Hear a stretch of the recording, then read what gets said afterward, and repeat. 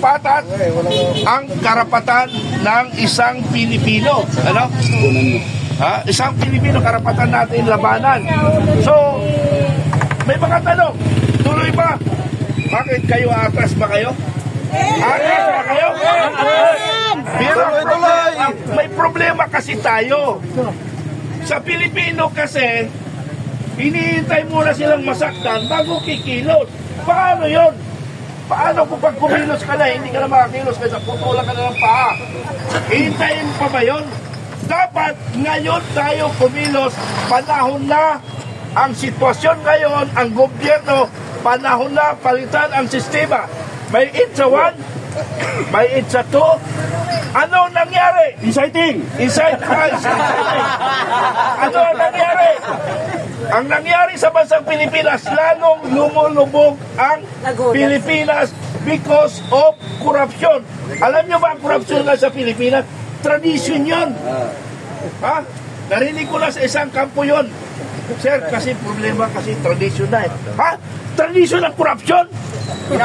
So, ibig sabihin mga kaibigan, panahon na, itong panahon na ito, gagamitin natin itong panahon na papalitan natin ang buong makinarya, ang buong sistema ng gobyernong Pilipinas sa pamumuno ng ating bangag na presidente. Pero hindi ko sinasabi na ang kanyang administrasyon lang ang korap. Lahat ng administrasyon ay korap. Pero ngayon lang, ang malala, wala lang control ang presidente.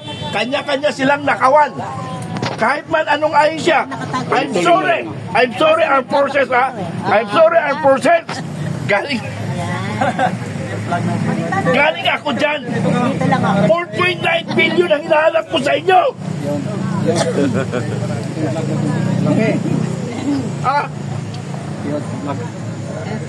Masakit. Walang iyakan. Masakit sa kalooban ko. Nasirain ko. Easy. Puso. Puso. Ang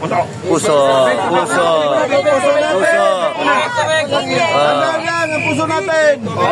Babay. Baka na yung matay. Kiss mo na sa babae. Okay. Masakit ba sa kalooban ko na ang armed forces ay tinitira ko? Pero mas masakit ang maraming byudang namatay dahil sa stress kahintay ng mga diferensya nila.